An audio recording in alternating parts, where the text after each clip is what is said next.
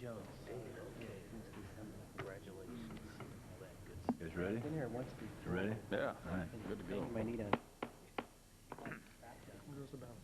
I'd like to call the Sacramento Metropolitan Cable Commission meeting to order. This meeting is being videotaped in its entirety and will be cablecast without interruption on Metro Cable 14, the Government Affairs Channel, on the Comcast, SureWest, and Strategic Technologies Cable, and webcast live at www.saccounty.net. Today's meeting will be repeated on Saturday, February 5th at 1 p.m.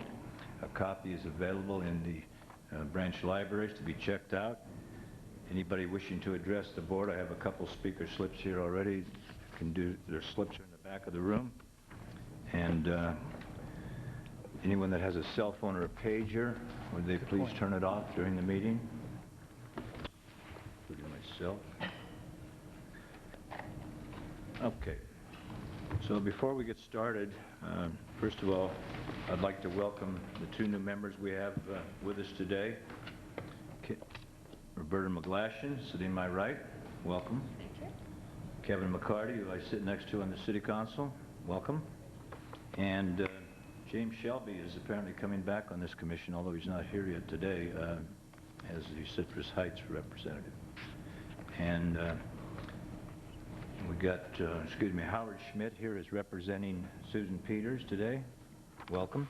And I think that's about it. So with that, we'll have a roll call, please.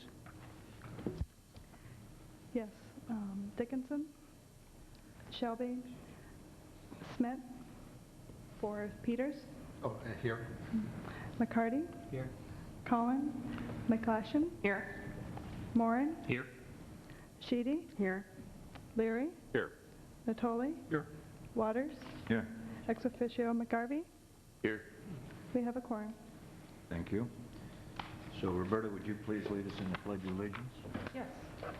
Please join me in saluting our flag. I pledge allegiance to the flag of the United States of America and to the republic for which it stands, one nation, under God, indivisible, with liberty and justice for all. Yep. These are new chairs. Okay. So with that, turn this meeting over to Mr. Spasto. Chairman, members, good afternoon.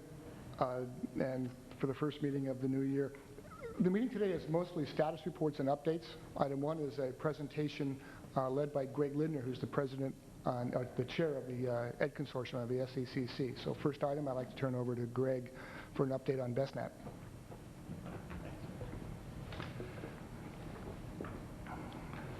Good afternoon.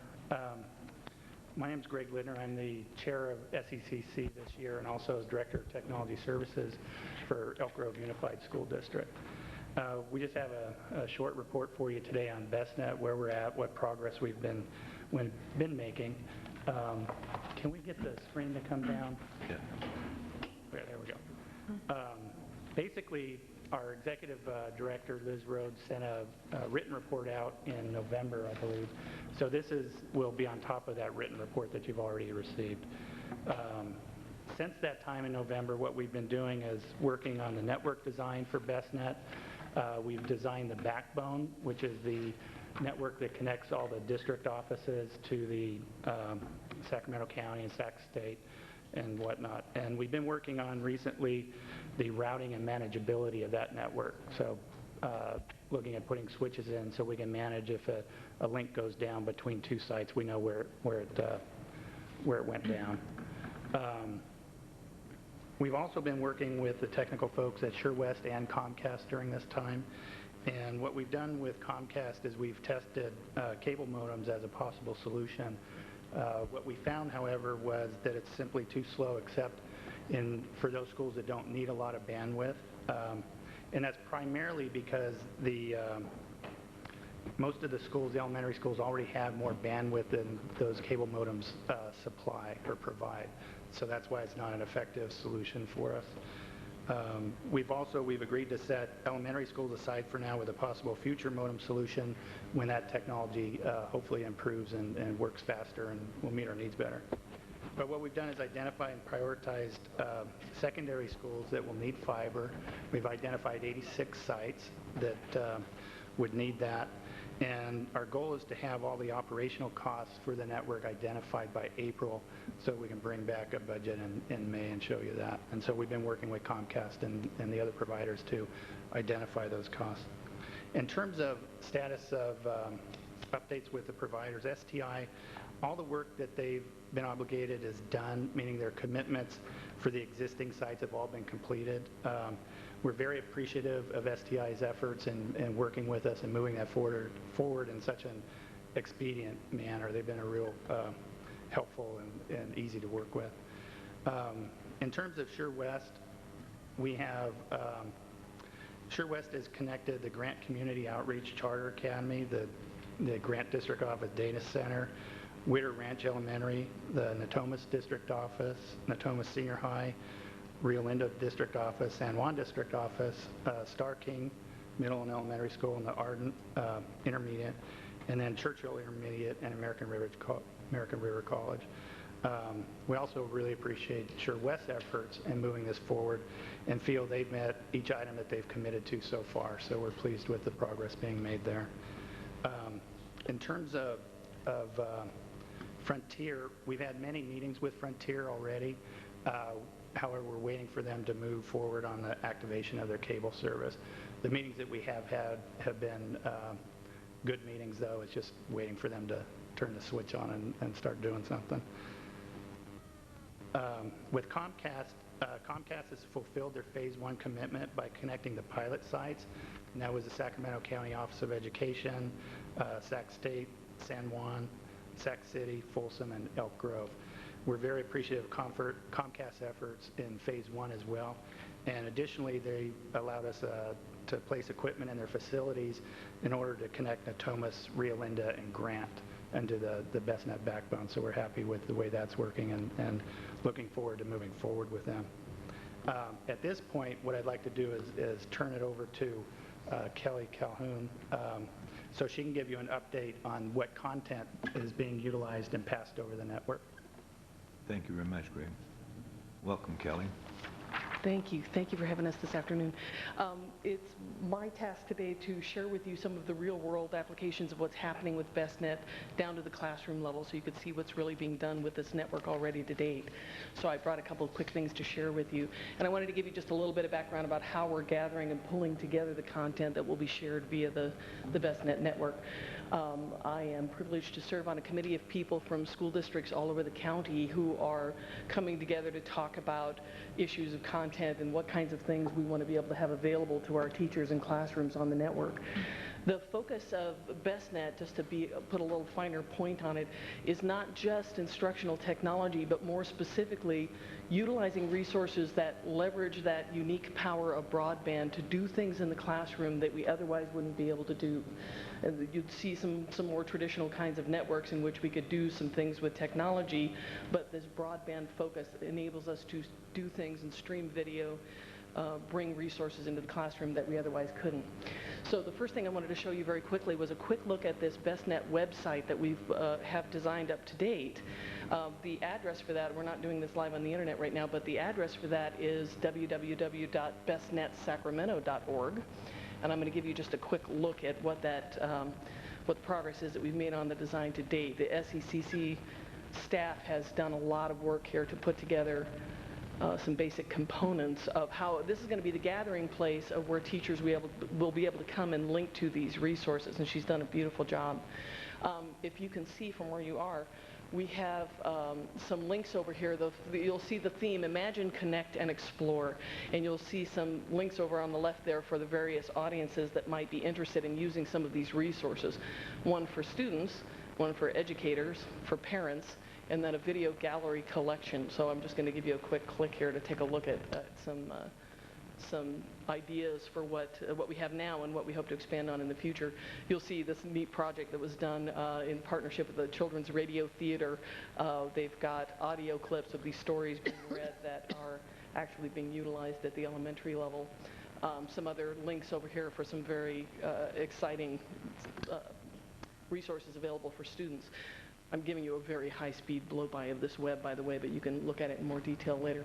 The educator resources, right now we have a whole array. If you scroll down this page, you can see a whole lot of resources and remote virtual field trips, cable in the classroom resources, PBS resources, a ton of wonderful things available there. And we're going to be redesigning this and looking toward making all these things even easier to navigate in the future.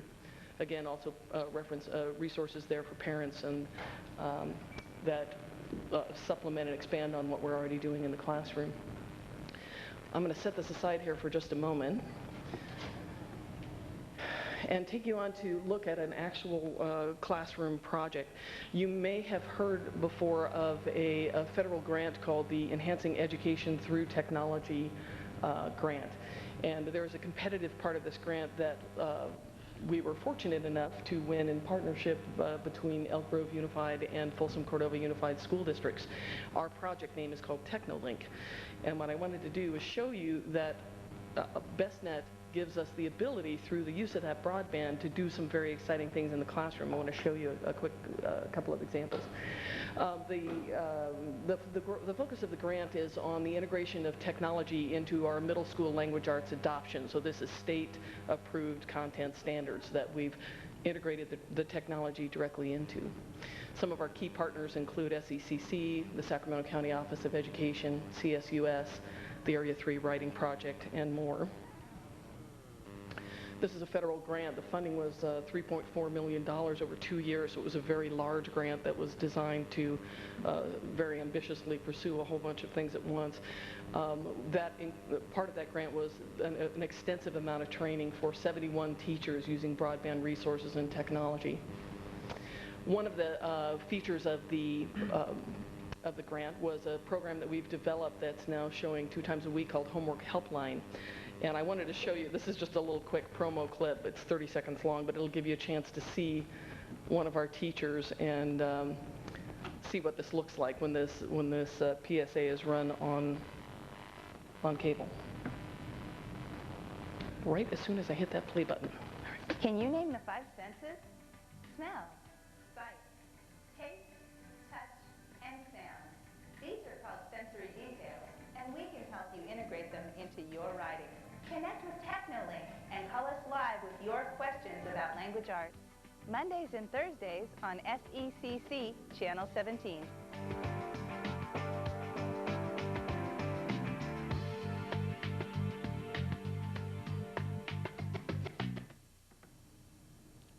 So that's Homework Helpline. That's one of our wonderful teachers from Elk Grove, Krista Sandoval. And here's a clip from a classroom. This is another very short clip. It's 2 or 3 minutes long here. But this is actually one of our teachers who is sharing something that she's using streamed video for. You may have heard of people refer to video, obviously video streaming, but you may not have seen an application of what impact this has in a classroom when you can bring something from history and bring background information very quickly to kids to bring them into a piece of literature or something you're working on in the classroom. So I wanted to show this is a wonderful clip and a wonderful teacher talking about how she uses it. In 1928, on the campaign promise of continuing prosperity and a chicken in every pot, Herbert Hoover accepted the Republican Party's nomination to run for president. He declared that the United States of America was nearer to the final triumph over poverty than ever before in its history.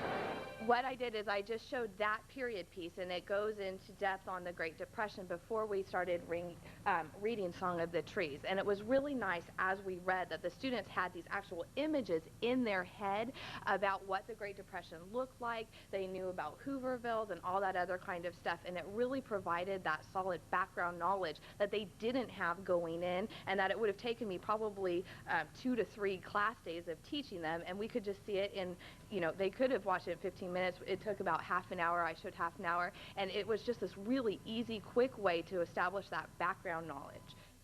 With Song of the Trees, as with Roll of Thunder, Hear My Cry, the students had a lot of questions about why people were treated like that. They kind of thought that this didn't really happen, that it was being over-exaggerated and all these other types of things. So I thought, what a great learning opportunity to go beyond just the story and talk about a little bit of the civil rights era. And yes, this did happen, and look at the things that people did to help fix this problem or help try to correct this problem. And so I'll show a little bit of that really quick.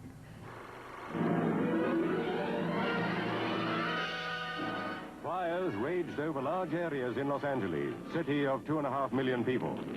Far and away the worst racial outbreak in these parts.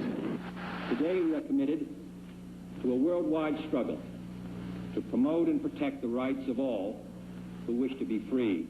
As long as Negro boys and Negro girls are forced to live life without dignity and without respect, we will not be satisfied. Okay, so, and that was a really great activity that I wasn't even expecting to do, but what was so nice about this technology is that you can take student interest kind of on the spot, and you can develop a lesson that extends their learning. And what I've really liked in my classroom about the technology is that it's so immediate, it's so fast, and it's saving me so much time in establishing background knowledge. It lets us extend that lesson or take it beyond the natural parameters that exist in the whole. And so it's been really successful for me.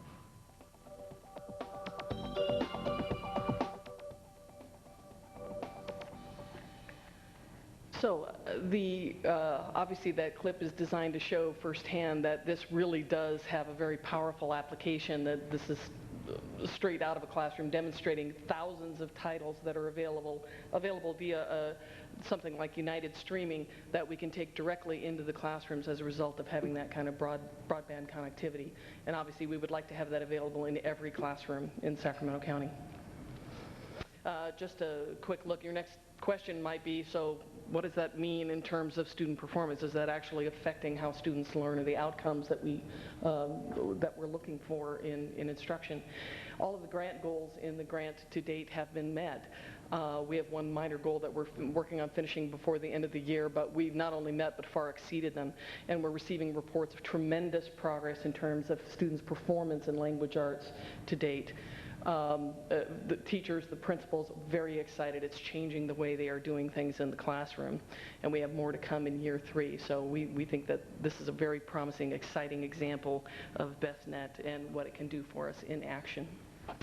I'd like to now turn this back over to Mr. Lindner, who's going to talk a little bit more about future developments for BestNet. Ask a question just before you leave. Questions? Oh, absolutely. I'm so sorry. Yeah, just on the homework helpline, they had a period of time there 4 to 5 in the afternoon certain days.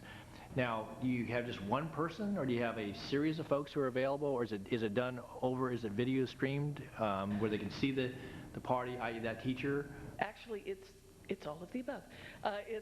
We have teachers who are participants, so that the actual language arts teachers from the schools that are participating in EETT volunteer each week, sign up to be the teacher of the week, and they'll come in and share something, usually something that's currently going on in the regular curriculum. And most of these schools are fairly closely aligned in terms of where they are in that curriculum because of the pacing guide of Holt. And then your question about how it's delivered, it is broadcast twice a week, and we have recordings of it. So we're maintaining both digital and tape recordings of it that teachers can use and check out and replay later on. We're hoping eventually to build this up in a video library that would then be available on demand and streamed via a video streaming server. Okay, but the call-in is, or when you log... Call-in is live, yes. Is live, so, right. If somebody was tuning into that, then they would see the question come on and then see the response, or it's done individually offline. I'm just curious about when... No, that's actually done online. When you actually call into the program, you'll hear we pre-screen the students. We have a second teacher who's pre-screening the students, finds out what the question is, tosses the student then over to the teacher, who you'll hear the student ask the question online. The teacher will explain the answer. Okay, so there's some screening done. I was just curious as to how that works. So, okay, thanks. Oh yeah, that's a necessary extra little safety step, but yes, it is. Is there a delay involved then of 10 seconds or so that if the wrong words are used, it'll go out, or do you have that Is kind there a lag? No, there's not. Liz, you don't have that delay? No, we don't. Liz? Haven't needed it yet. Okay, just Give me an idea, Rob. What they'll do is they'll call the student back, so they know that the number is Yeah, but correct, and they know who they're... Right, we actually have a verified identity then on who the student is. We have the student call in, we phone them back. That gives us a little double check to make sure that that's fine, we know who because they are, and that gives some that's what all accountability the there. controversial or non-controversial radio programs all have that 10 or 15-second delay, so they can just, whatever you say is not going out over the air. Thank you. Right, but it's been very successful to date, very exciting. Any other questions I can answer? Question about the money.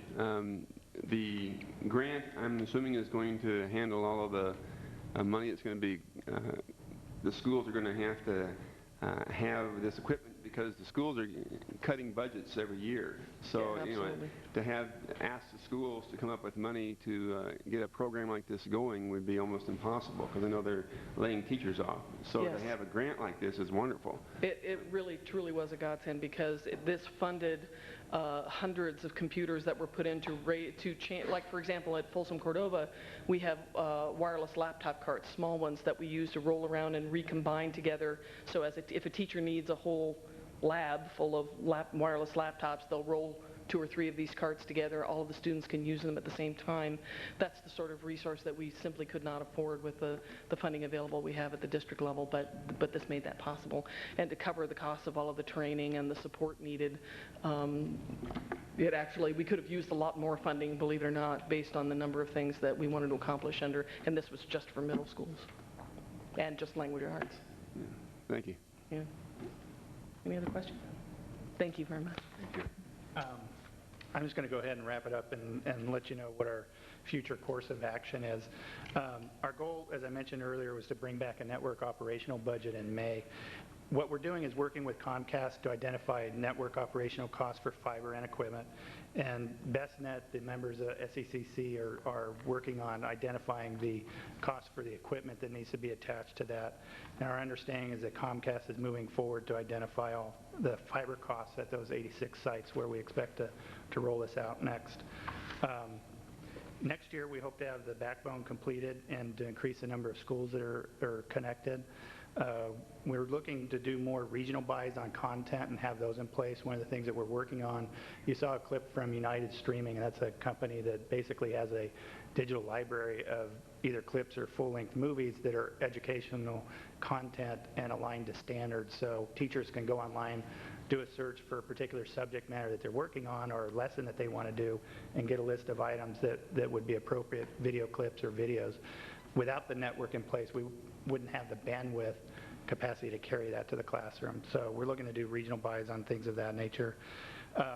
Also continue to work in a collaborative manner with other BestNet organizations and agencies to try to secure funding and grant proposals and whatnot for both equipment and the content.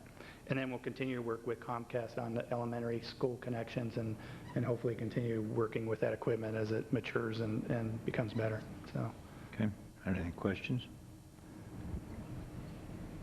Thank you very much. Okay. Thank you. Outstanding. Outstanding. Mr. Chairman and members, I'd like to maybe cap or comment, put this in a little bit of more perspective. This BestNet project was approved as a pilot by you on October of '03 with considerable objection from some major players, Taxpayers League, PacBell, if you recall that particular meeting.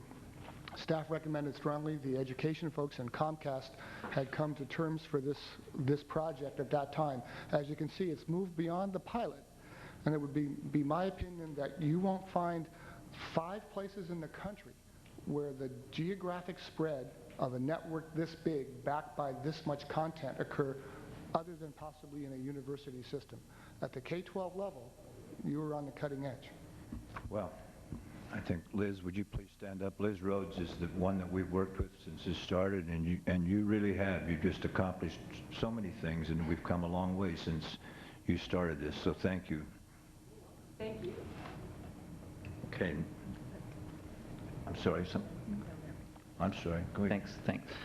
Just as a side note, a few meetings ago, I was assigned liaison duties with the SEC, and I apologize for missing the last few meetings. My other life, working as a flood forecaster, kept me busy the past few months. So, but I do have your meeting next Tuesday on my schedule, and I will be there. And I certainly pass along my compliments to all the work you've done. Thank you, Aaron. Any other comments? Okay, next item, please, Madam Clerk. We have channel licensee grantee status presentations, and we have 4 speakers for that. Okay, go ahead, Mr. Spot.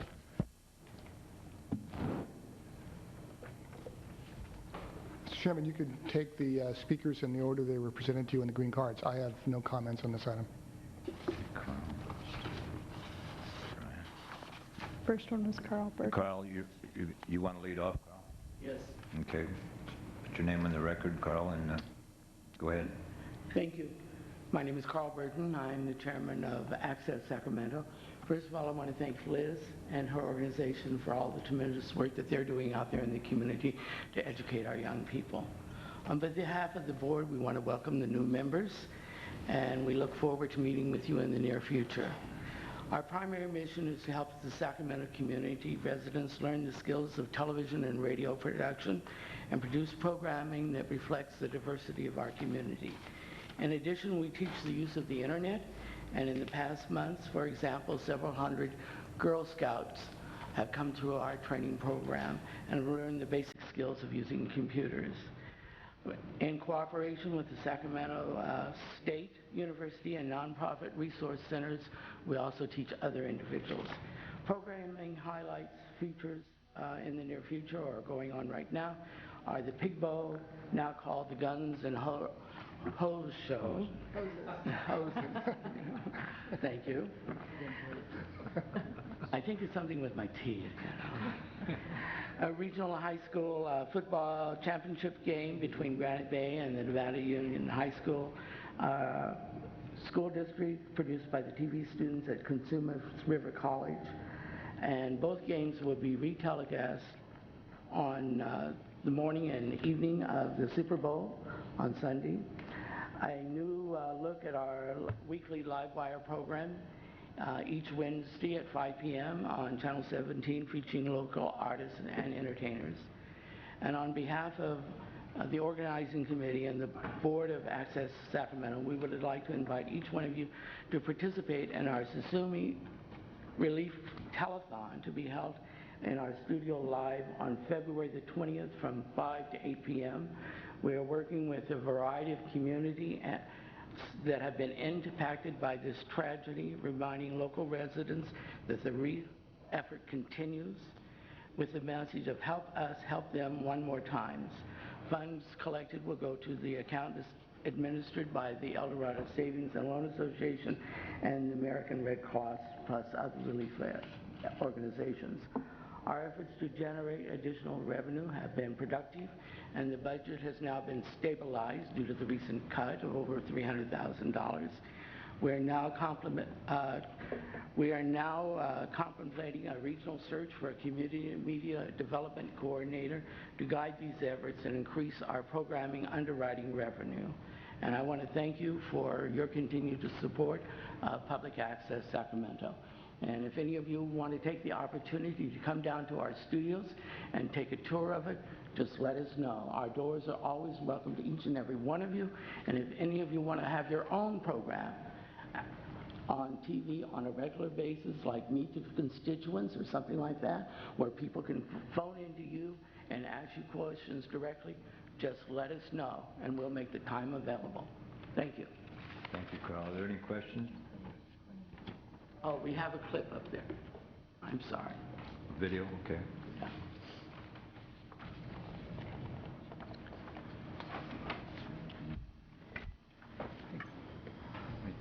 The CIF Sac Joaquin section. Best swap tires, Division I football player. Fake to Russo. He wants to throw up the middle. He's got a man. It's grabbed at the 15-yard line. Touchdown, Grizzlies. Jamison Heaton got it. Touchdown, Miners. Quarterback number 11, Nick Carter. faked in it for the touchdown. to his fullback and snuck in off the left side.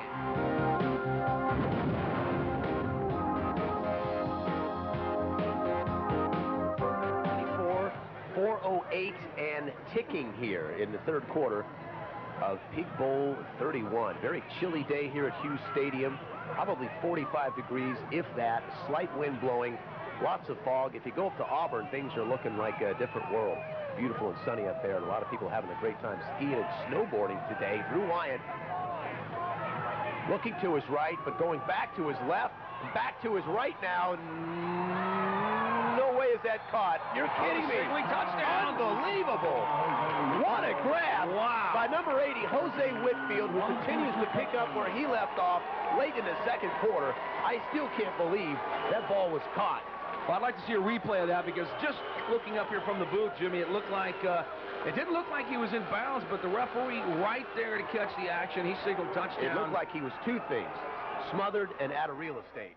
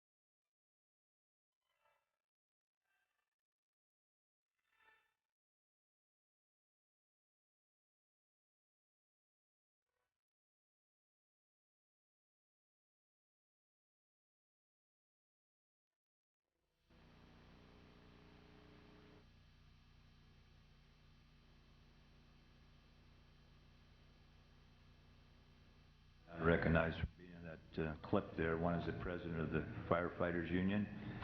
Brian Rice, would you come up, please? And Steve Fisk, the president of the Sacramento County Deputy Sheriff's Association.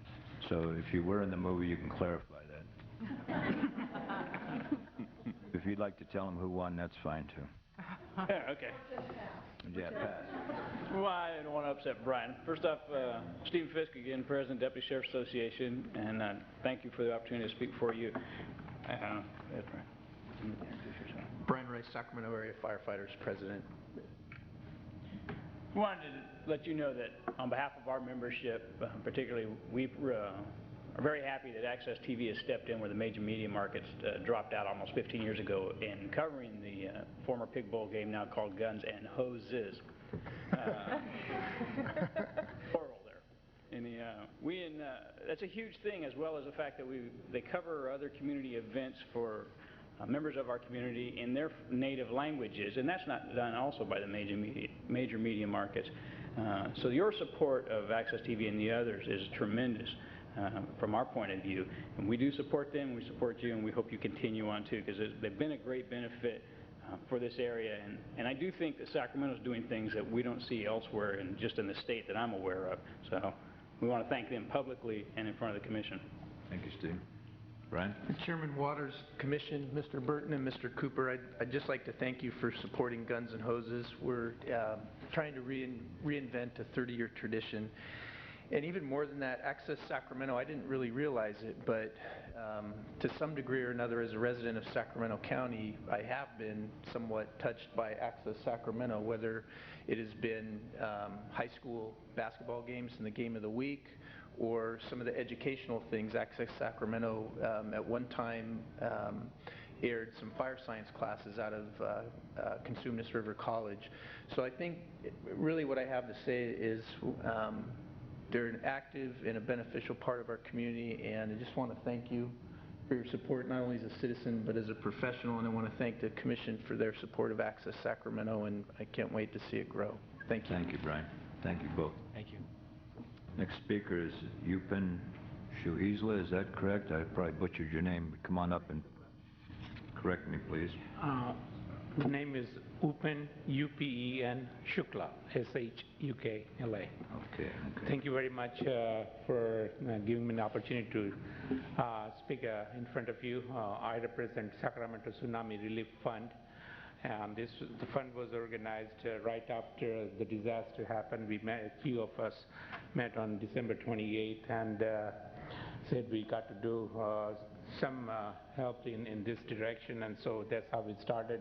And we raised $11,000 the first night, and this is not the first project that we have done. We collected $50,000 during the Indian earthquake in year 2001.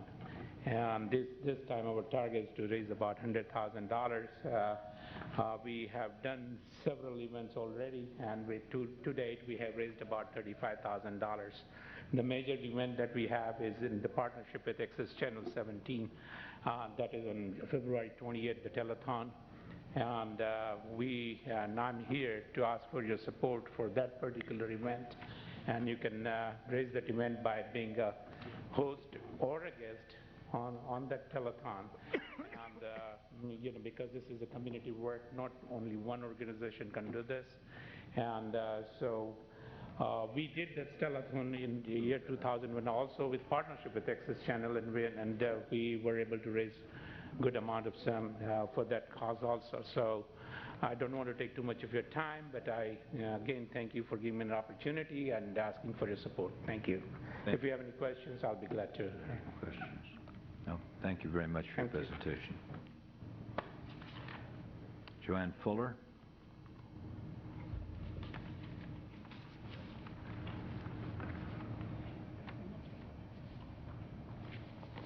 Welcome, Joanne. Thank you. I'm here, I work for California Common Cause. I'm here representing the Sacramento Media Group that's been meeting and doing some research around the public interest obligations of our Sacramento television stations. So I made a copy of my remarks, and I'm really glad to be on the agenda at this particular time because I did want to address Access Sacramento. So I wanted to share with you our experience with Access Sacramento. The Sacramento Area Media Group has been working. We're made up of Common Cause members and League of Women Voters of Sacramento members and some community activists. And we've been meeting with the local television station managers to evaluate what they're doing, particularly around the elections, to provide people in our democracy with information about candidates. But particularly to speak to this agenda item, the support given us by Access Sacramento and the Executive Director, Ron Cooper, has really been invaluable. They have expertise, they have lots of background, they know what it is to produce television programs, and we really did benefit from their expertise immensely. They are also a prominent player in the regional cable access group, and we really appreciate having that kind of access to a more regional group of information and experience also.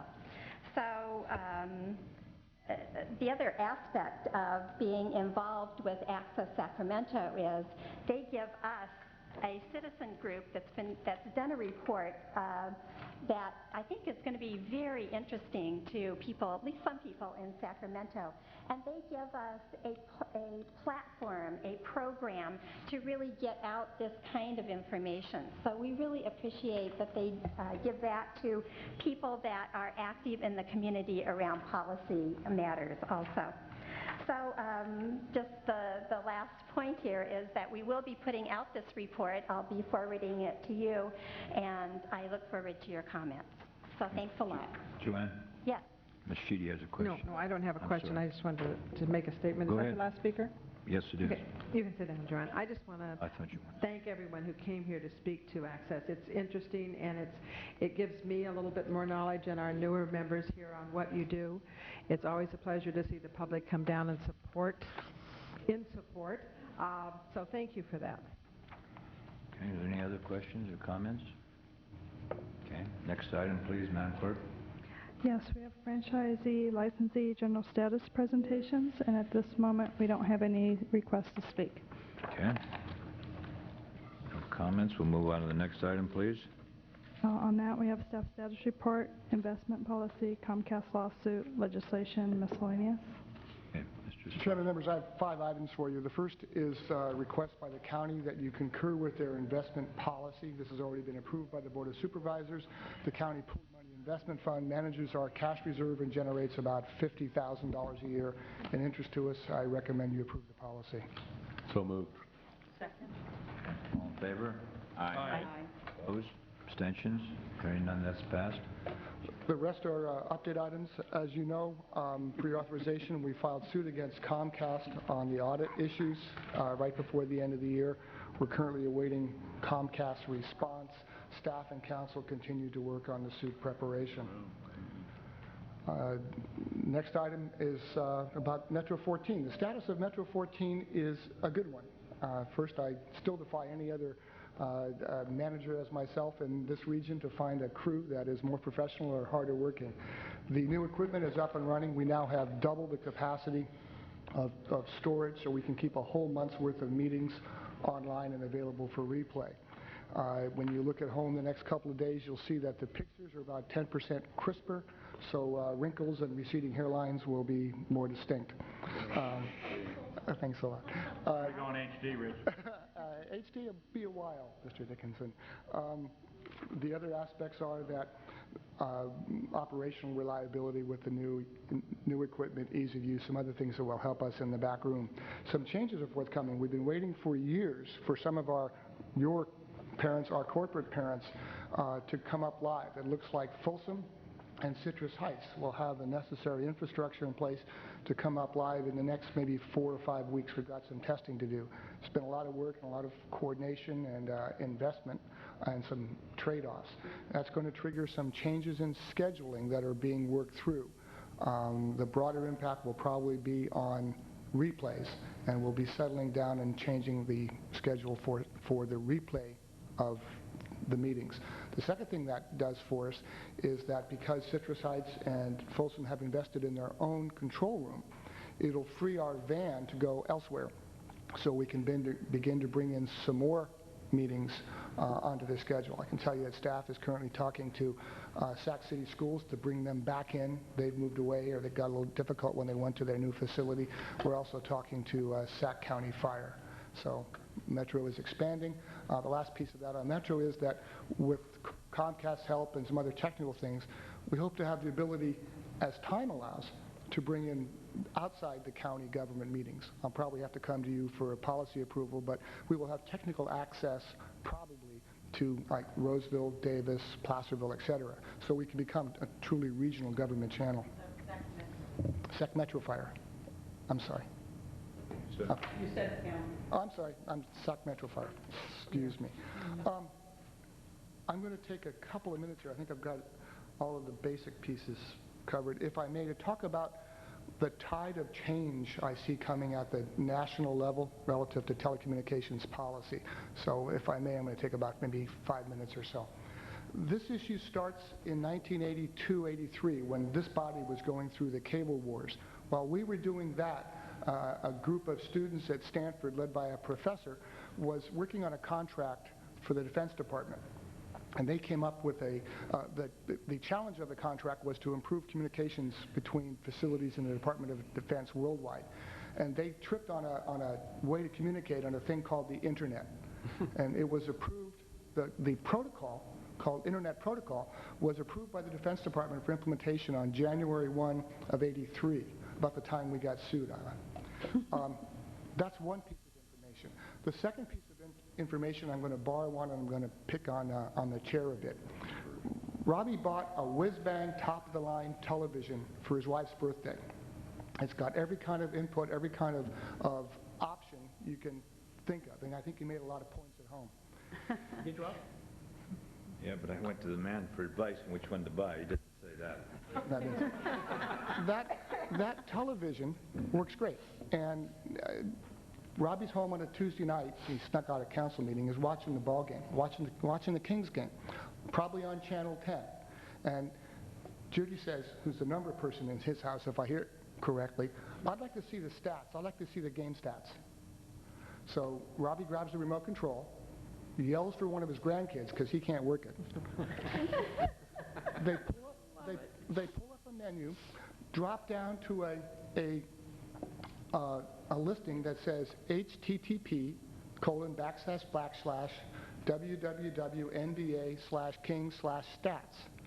By the way, HTTP stands for hypertext internet protocol. That internet protocol comes in, and they click the remote. The screen changes. It's the same view of the Kings game, but on the bottom it's streaming, or someone is providing to you over voice and graphics stats. What happened was, in that switch, you went from getting that video, that picture, from traditional cable television technology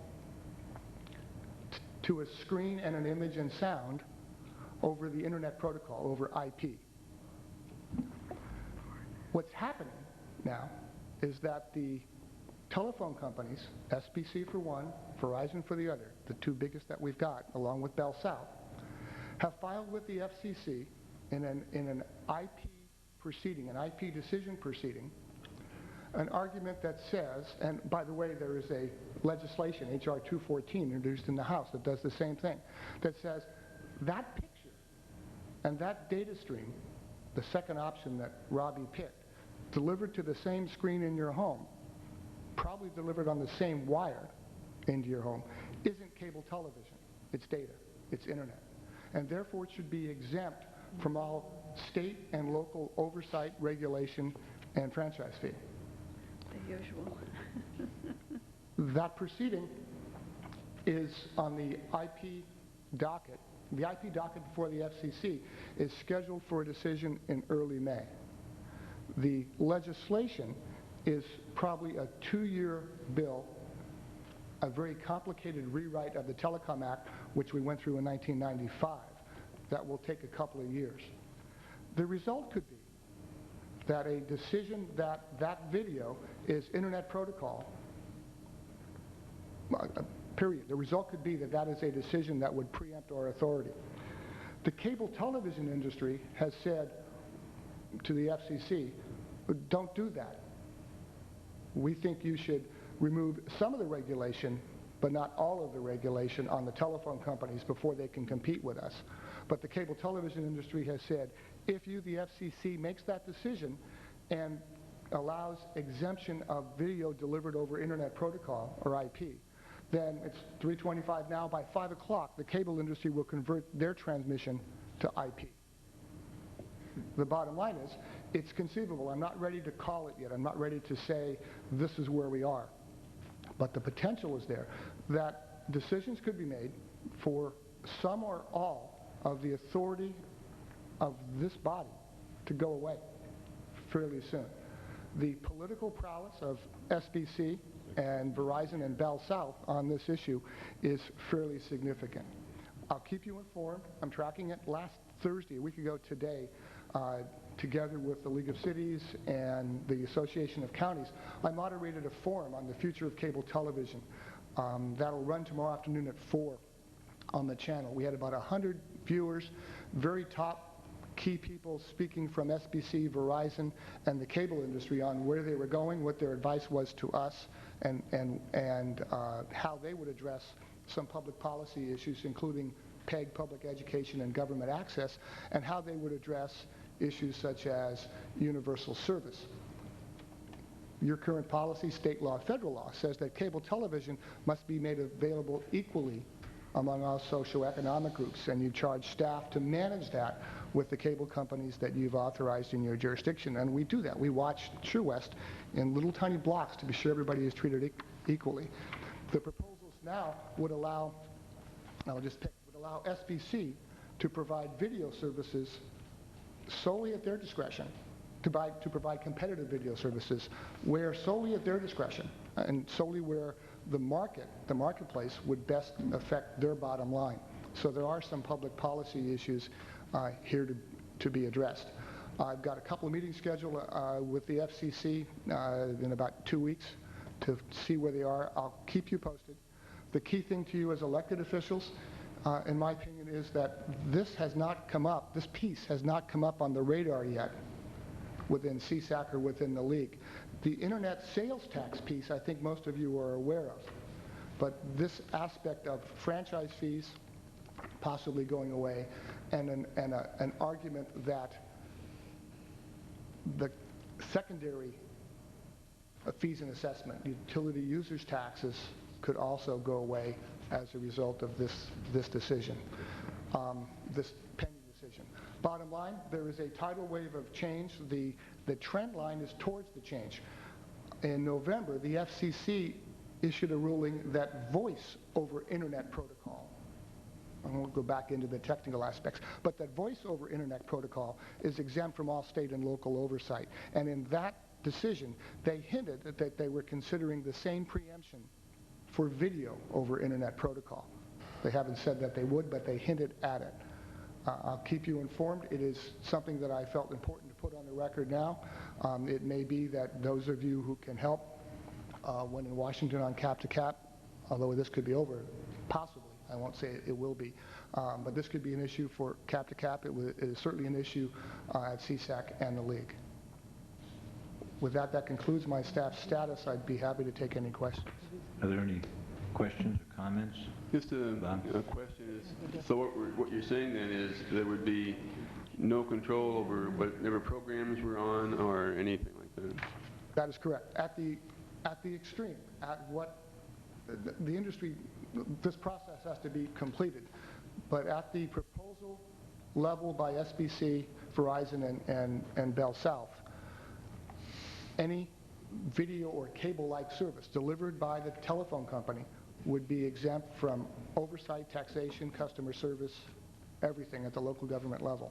The justification or the rationale is that this is the carrot that they're asking Congress or the FCC to provide to expedite the deployment of broadband in the country. I'm sobering, huh? I'd like to comment. Sure. You know, it reminds me of the comment by Joanne Fuller, who spoke about what you cannot find on the dominated channels on cable, and I suppose on the audio or the video over the internet. And so what you do is eventually you say, there will be much of the lockstep programming that you find everywhere, and there will not be a voice for those who do not have the money to buy a voice. I mean, that's where this is leading, and that's not healthy for a democratic society. It is extremely unhealthy for a democratic society to have more and more voices silenced because there's no way to make sure they have any access at all to this type of system. Again, I'm speaking to the extreme, to what is being asked for. The message I want to leave with the FCC is that the decisions and the actions made by this organization have some merit to consider. Some of the complaints by the telephone industry in getting into the cable television or video business is they don't like the franchising process, they don't like how long it takes, they don't like being beat on. We have set the example nationwide. We have a process that says to a competitor, to a potential competitor, and this has been exercised how many times? Many times in your jurisdiction with SureWest, with Frontier, and others. An applicant, a company comes to Sacramento, provides their name, address, phone number, a map of the area they wish to serve, bonds, and insurance. Says they want to go into the cable television business, and your direction to staff and your practice has been within 2 weeks that's brought to you for a decision. That's the message I'll be bringing to the FCC, that you needn't make a decision that upsets the entire apple cart, that it might be reasonable for local governments to have to respond quickly to applications for franchises. I can tell you that some of our peers take months, if not years, to award a cable television franchise. That may be something the FCC is interested in, but we are the only jurisdiction in California until just recently that had telephone companies authorized to be in the cable television business. And there aren't that many more in the rest of the country. And that's in part because of the aggressive approach this body has taken in promoting competition and, where appropriate, removing the regulatory impediments. Any other questions or comments? Thanks for the briefing, Rich. Next item, please, Madam Clerk. We have public opportunity to discuss matters not on this agenda but within Commission jurisdiction, and we do not have any speaker requests at this time. Okay, so if there are any comments from the commissioners, anybody else, we're hereby adjourned.